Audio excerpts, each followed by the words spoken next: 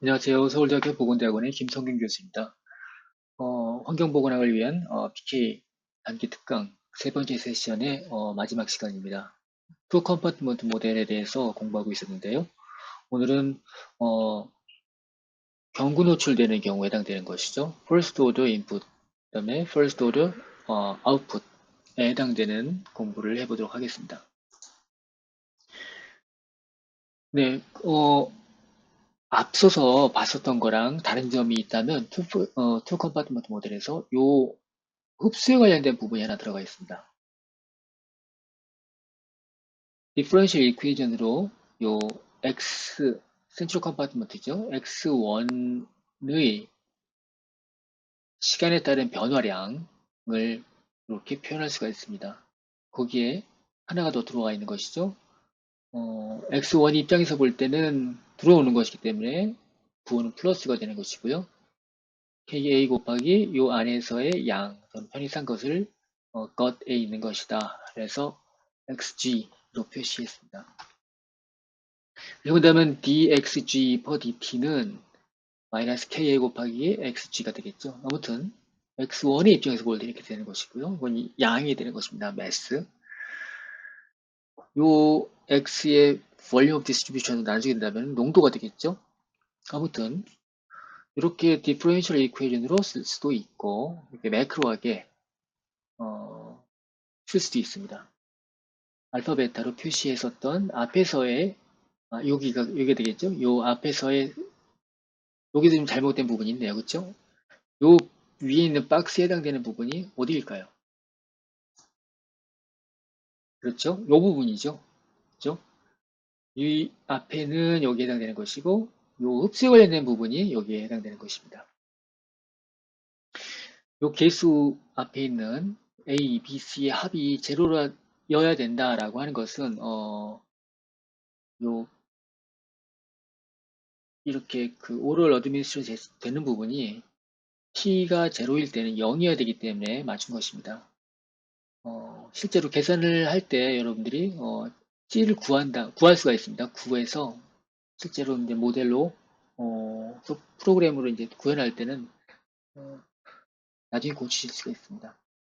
아무튼 이러한 부분들을 CP를 이런 모양으로 증가했다 감소하는 모양일 수도 있고 이렇게 증가했다 감소하는 모양이 될 수가 있는데 두 개가 요 분포가 어떻게 나타나느냐에 따라서 좀 달라지게 나오는 경향을 우리가 여기서 볼 수가 있습니다. 아무튼 우리가 지수함수 3개로서 이것을 표현할 수가 있음을 보았고요. 실제로 데이터를 통해서 한번 풀어보도록 하겠습니다. 네, 우리가 오럴 업섭션에 관련된 부분이 포함이 된 이 센트럴 컴파트먼트에서의 농도죠. 혈중 농도. 이 A, B, C를 좀 자세하게 풀면은 이렇게 됩니다. 그리고 그걸 그림으로 그리면 이렇게 보이는데 두께가 Y축의 스케일만 다르지 동일한 내용입니다. 보시 된다면 알비 볼러스로 직접 주었을 때는 Y축의 그 상단에 에서 출발해가지고 이렇게 쭉 내려오는 그런 곡선이었는데 이렇게 오럴 업접션에 하는 경우에는 증가했다가 감소되는 이 패턴이 이렇게 달라질 뿐입니다. 이 식을 좀 더 잘 이해하기 위해서 여기 있는 식을 잘 이해하기 위해서 제가 이제 개념화 시켜 보았습니다. 그림을. 이 CP를 이렇게 단순하게 표현하겠습니다. 이 박스 안을 이렇게 C, A, B로 이렇게 표현을 했고요. CP는 여기서 볼 때는 이제 까만색 곡선에 해당됩니다. 그리고 이 터미널 슬롭에 해당되는 제가 강의에서 베타 라인이라고 앞서서 얘기했었죠. 베타 라인이 여기에 해당됩니다. 이 박스에 있는 내용만으로 선을 그린다면 여기에 있는 직선이 되겠죠.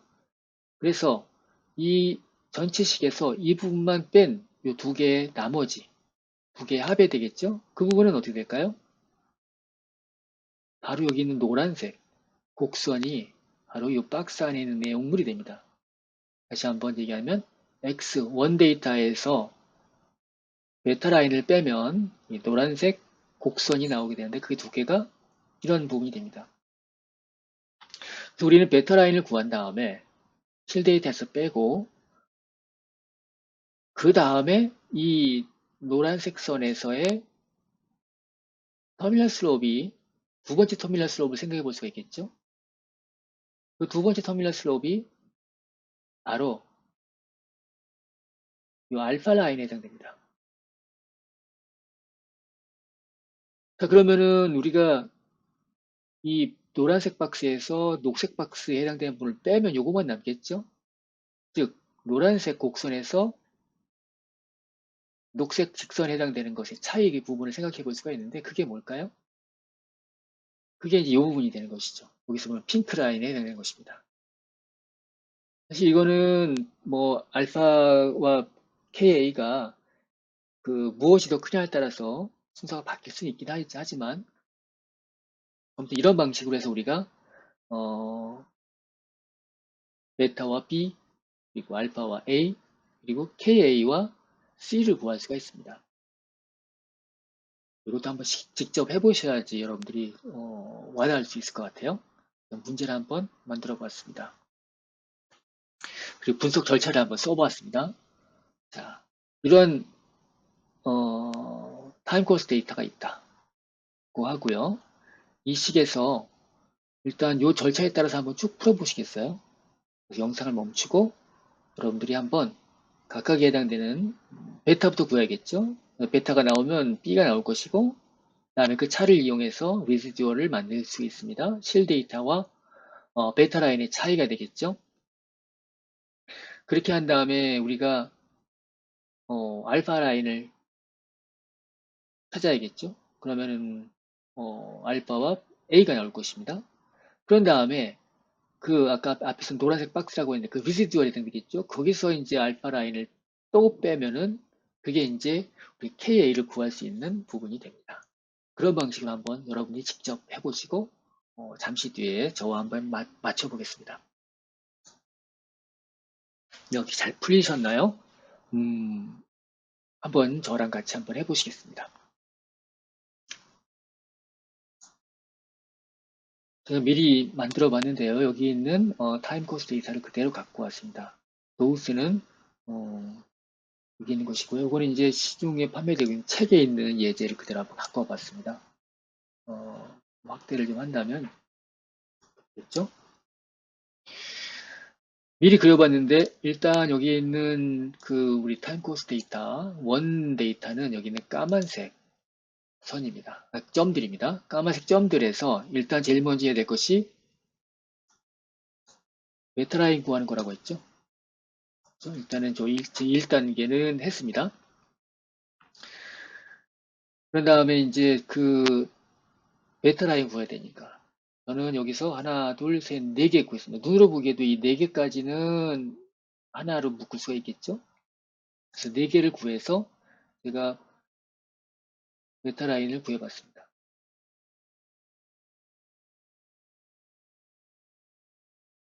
그게 이제 여기서 볼 때, 여기 있죠?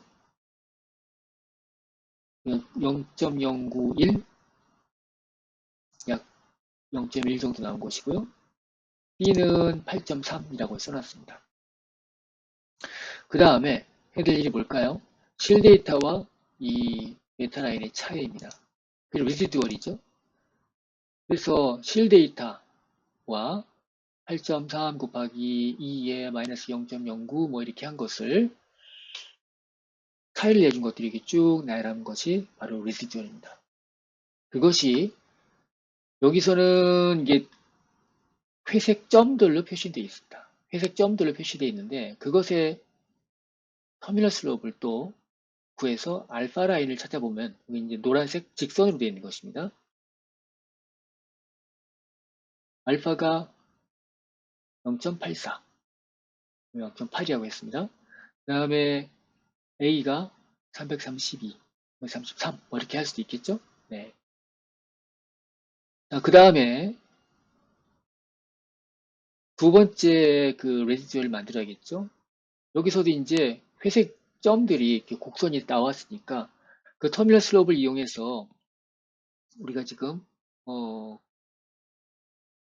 그것과 회색 선과의 차이를 구해야겠죠. 이게 회색 점들 레지듀얼이죠. 첫 번째 레지듀얼. 그 다음에 이 알파 라인과 있는데 그 알파 라인과 회색 점들의 차이, 그것을 이제 제가 레지듀얼 2라고 했습니다. 그래서 지금 이렇게 레지듀얼에서 그 알파 라인을 뺀 부분을 이렇게 표시를 해봤습니다. 그 부분이 이제 여기는 파란색 선에 해당되는 것입니다. 그런다면 이것이 K가 되는 것이고요. 5 정도 되고요. 위에는 308 정도 나왔습니다. 이 세 개의 합은 0이어야 된다는데 이게 0이 안 되는 것 좀 보이시죠? 근데 우리가 식을 구할 때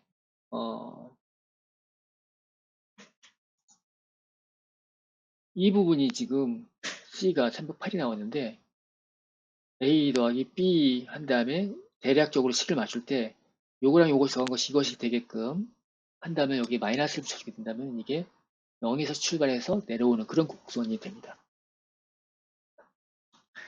그리고 이렇게 그 매크로한 파라미터를 구했다고 한다면 이전에 인스턴트 인풋 투 컴파트먼트 모델에서 구했었던 거랑 동일한 방식으로 여기 K1, K 또는 K10 그리고 K12를 구할 수가 있습니다. 같은 방식으로 식을 적용하시면 됩니다. 그렇게 해서 푸시면 되겠고요. C0의 경우에는 AP만 이용해서 풀 수가 있습니다. 그래서 V도 구할 수가 있습니다. 이렇게 해서 구한 것이고요. 이거를 클레마도나로 풀면은 어떻게 될까? 예, 그 식을 우리 앞에서 구했었던 요 마이크로 파라미터랑 마이크로 파라미터를 그대로 적용해서 쓸 수가 있습니다. 코드 적용은 여러분들 하나는 매크로한 식을 쓰면 되는 것이고요. 또 하나는 마이크로한 식을 쓰면 되는 것이죠. 어떻게 여러분들 잘 해보셨나요? 풀면 이렇게 나오죠. 이 매크로한 식은 그대로 식을 써주면 됩니다. 그리고 마이크로의 경우에는 디퍼런시 이퀘이션으로 풀면 됩니다. 참고로 이 경우에는 지금 우리가 지금 이 두 그 코드 모두 오럴 어드미니스트레이션 한 것에 해당된 것이죠. 그래서 도수는 주어졌습니다. 도수는 주어졌는데 바이오 어베일리비리티가 얼마인지 우리는 정확하게 모르지 않습니까? IB로 준 경우에는 100% 흡수가 됐기 때문에 F를 우리가 굳이 안 따져도 되는데 이 경우에는 정확하게 알 수가 없습니다. 그러니까는 그걸 포함해서 해야 되는 거기 때문에 제가 앞에서 말씀드린 것처럼 볼륨을 여기서 제가 V1 sub F라고 표현했지만 그 V를 F로 나눈 그것을 구현한 것이죠. 실제로 F를 정확히 모를 때 이렇게 씁니다. CL이든 아니면 볼륨 디스트리뷰션이든 CL per F 또는 볼륨 per F 이렇게 표현하죠. 그렇게 해서 표현을 해본 것입니다. 그래서 앞에서 썼었던 그런 구했었던 엑셀을 구한 것들을 그대로 파라미터 적용해서 실행시키면 이렇게 나옵니다.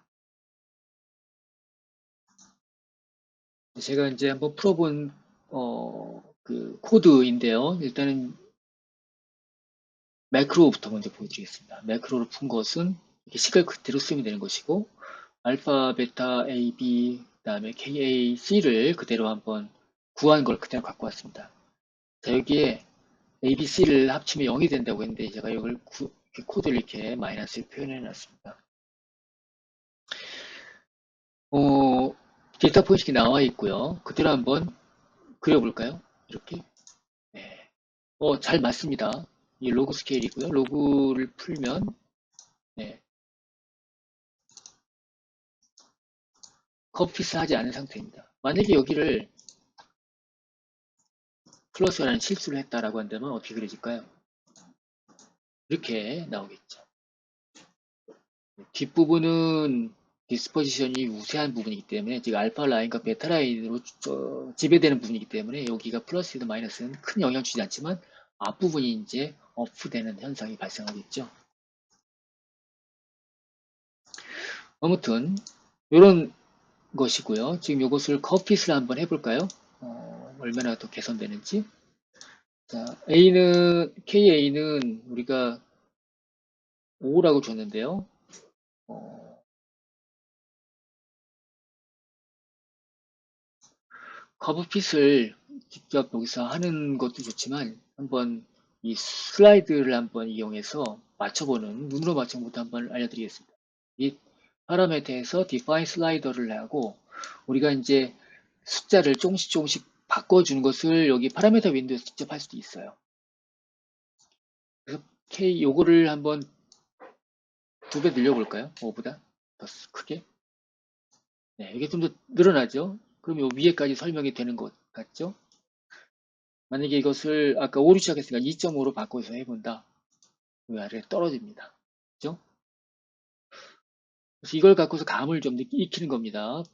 당연히 이제 베타를 이거보다 크게 2배 정도 크게 한다면 이렇게 나오겠죠? 그리고 베타를 아까 처음보다 2배 적게 한다면 이렇게 나올 것이고 죄송합니다. B를 여기에는 써야 되겠죠? 베타는 여기는 기울기가 되는 거니까는 모양 자체가 크게 터미널 부분이 바뀌게 될 것입니다. 이렇게 바꾼다면 이렇게 되고. 근데 여기서 숫자로 바꿀 수도 있습니다. 여기 리셋을 하면 원래로 돌아가는 것들인데, 눈으로 찾는데 편하게 하는 것이 슬라이드로 찾는 것이 있습니다. 이 show 슬라이더 하면은 아무것도 안 보이죠? 근데 여기가 define 해주면은 바뀝니다. 내가 바꾸고 싶은 파라미터들을 여기다 하나씩 넣어주는 거죠.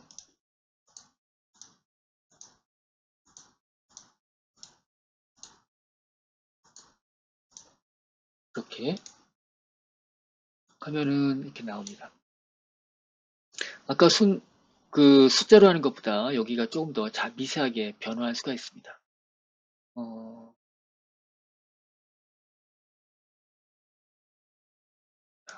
지금 제대로 다시 그려본 상황인데 여기서 이제 KA를 좀 늘려보면 위에가 좀 더 증가하는 것이죠. 이렇게 하면 좀 더 빨리 변할 수 있죠. 그러니까 요거는 요 위에 있는 포인트까지 하려고 하면 5보다는 큰 수를 쓰는 것이 좋겠죠. 그죠? C의 경우에는 이 A, B랑 합을 맞추는 것이 좋다고 하니까 이게 지금 이 두 개의 합이 얼마인가요? 410 정도로 해볼까요, 그러면? 정확하게 맞출 수도 있죠. 그죠? 340 정도 하면 되겠네요. 이렇게 하면은 아주 정확하게 이렇게 0에서 출발하게끔, 물론 여기는 이제 로그니까는 더 정확히 표현할 수가 있겠죠. 이 상태에서 이제 멈출 수도 있는데, 최적이라고 한다면, 커브핏을 해볼 수도 있겠습니다. 커브핏을 할 때는 내가 맞추고 싶은 데이터 포인트를 넣어주고, 내가 이걸 맞춰야 되는데, 우리가 요 슬라이드를 조정하면서 어느 레인지가 적당하겠다는 것에 대한 감을 얻었다면, 이 부분을 바꿔줄 수가 있죠. 우리가 그 KA를 5에서 시작해가지고, 음, 했지만, 실제로 우리가 10을 써도 괜찮은 거를 봤잖아요. 일단 8.3에서 했으니까 20 정도를 일단 해주겠습니다. 이 경우에는 뭐 1 정도 하면 될 거고. 그 다음에 A는 여기에 뭐 10배 적고 또는 10배 크게 뭐 이렇게 하는 것들은 그냥 아주 제너럴한 어떤 방법이지 모든 경우에나 똑같이 적용해야 되는 것이 아닙니다. 데이터를 보고 파라미터가 어느 범위에 있겠다 싶으면 그걸 더 특정할 수도 있고 더 좁힐 수도 있습니다. A의 경우에는 우리가 330 정도 나왔죠.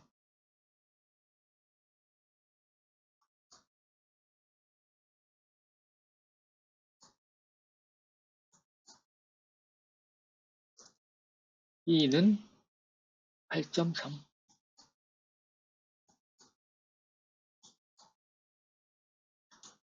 알파는 0.8,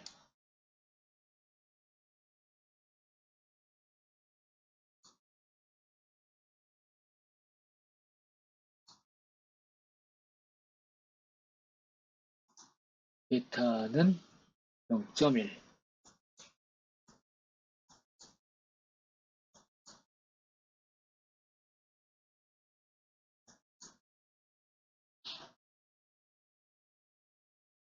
C는 우리가 대략 범위를 알고 있습니다.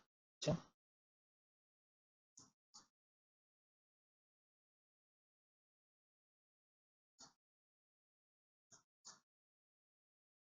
근데 우린 이 경우에 이제 볼륨 디스트리뷰션 때문에 크게 흔들릴 걸 알고 있지만, 아니, 흔들리기보다는 F가 얼마에 따라서 크게 달라질 수 있지만, 이 그래프 상에 우리가 지금 어느 정도에 오는지에 대해서 감을 갖고 있기 때문에 아주 크게 바꿔주지 않아도 될 것 같습니다. 어때요? 잘 안 맞죠? 안 맞는 것이 아까 제가 말씀드린 것처럼 이게 실제 컴퓨터 프리스로 하는 것보다는 눈으로 하는 것이 훨씬 더 잘 맞는 경우가 있습니다. 340이 나을 것이고요. 이것보다는 아까 최초에 맞춘 것이 훨씬 더 잘 맞는 것을 우리가 볼 수가 있었습니다. 그렇죠? K는 위에는 맞는데 이 부분을 올리려고 하면 어떻게 될까요? 올리려고 한다면 여기를 조금 더 이렇게 해주고 여기를 1을 올려 베타를 올려야겠죠. 베타를 아니 죄송합니다. 베타를 이렇게 해줘야겠죠. 여기를 좀 더 알파를 낮추고 뭐 이런 방식으로 여러분들이 해서 최적의 결과를 여러분 나름대로 찾아보세요. 그렇게 해서 맞추시는 방법 권장해 드리고요. 분명히 이 가운데 조금만 변화하면 될 것 같다고 하시면 그 범위를 좁혀서 여러분들이 찾는 방법이 나은 것 같습니다. 이 방법 말고 마이크로한 방법을 한번 해보겠습니다. 네, 마이크로한 모델에서 제가 갖고 온 건데요. 이 경우에는 아까랑 좀 코드가 조금 달라졌죠. 디퍼런셜 이퀘이션으로 풀었고요. 그 다음에 이 경우에는 오럴로 어드민스트레이션 한 거기 때문에 하지만 F를 정확히 할 수가 없죠. 바이오 어베일리빌리티를. 그래서 V를 이렇게 표현을 했습니다. 단위를 쓴다면 뭐가 될까요? 여기서 문제. 리터 퍼 킬로그램이 되겠죠. 나머지는 모두가 다 퍼 아워가 되겠죠.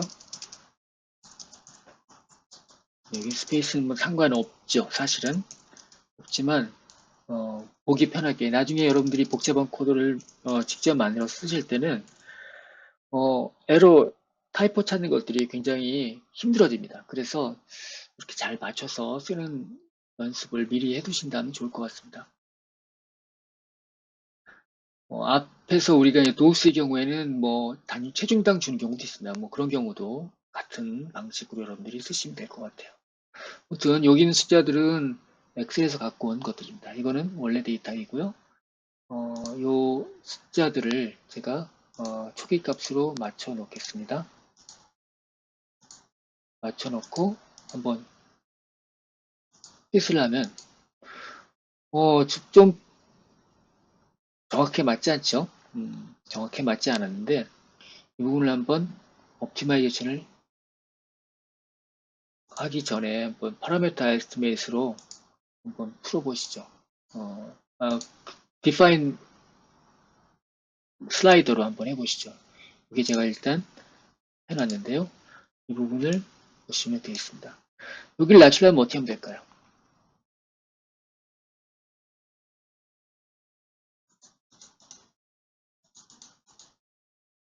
K, 요 K10이 베타가 아닙니다, 사실은. 그래서 이 부분을 여러분들이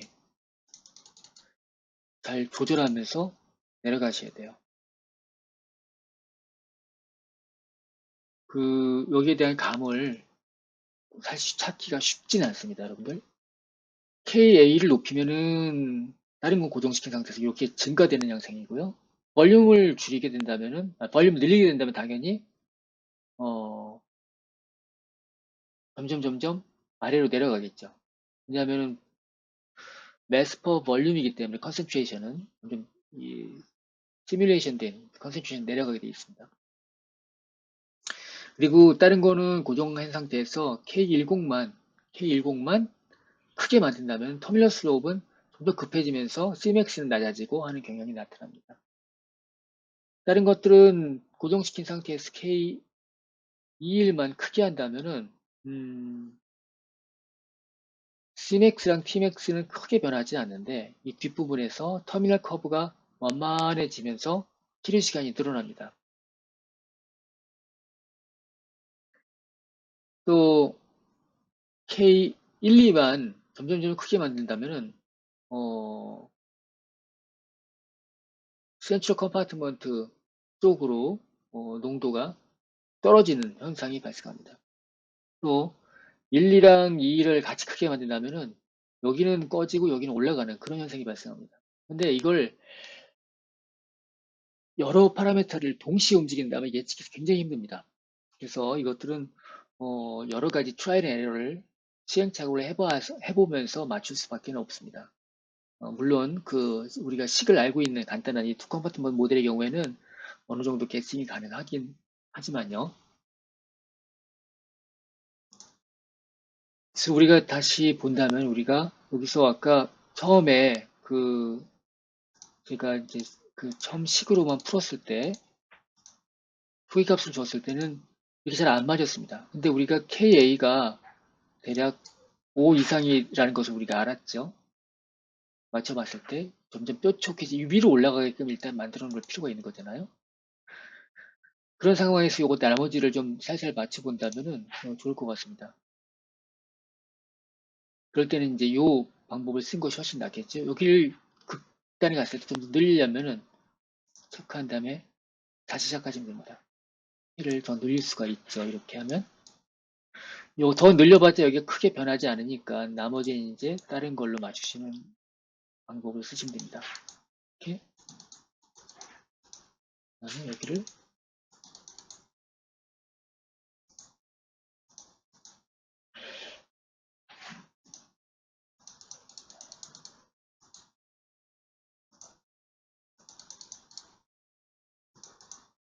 이런 방법으로 맞춰보시는 것이죠. 컷핏을 바로 할 수도 있는데 이 상황에서 크게 달라지지 않는다라고 이제 레인지를 좁혀준 다음에 하신다면 어떠실까 싶습니다.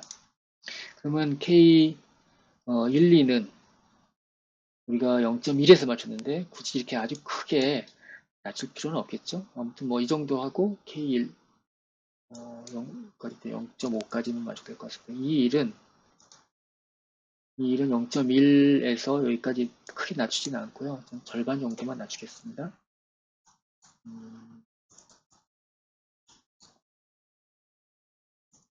이렇게 하면 레인지를 굉장히 폭을 좁혀주는 것이죠. 너무 오프된 현상이 크니까.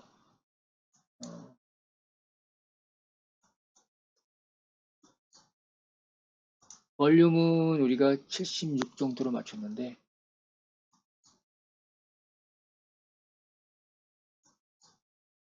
76으로 하죠.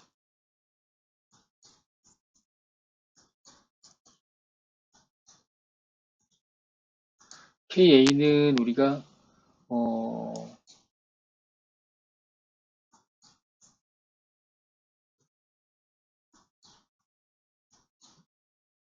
이렇게 해서 한번 맞춰본다면 아까보다는 그래도 좀 오프가 되죠. 그렇죠? 이 부분을 끌어올리려면은 여기를 좀 써야 될 것 같습니다. 아이고. 이 부분을 맞추려고 한다면은 원래 우리가 풀었을 때는 것이 훨씬 더 잘 맞았었죠. 아까 그 파라미터 윈도우가 슬라이더가 있었죠. 슬라이더 1로 도망갔네요. 1, 2는 좀 늘리는 게 낫겠죠? 그리고 2는 좀 10을 뭐 크게 차이가 지금 나는 부분, 요거 전체적으로 내릴 필요가 있겠죠? V를, 아이고, 내리려면은 이렇게 좀 증가시켜주면 되겠습니다. 근데 여기가 좀 더 안 맞는 거잖아요. K는 아까 10.5보다는 아까 12 정도 나왔었고, 그죠? 그 다음에 볼륨은 우리가 아까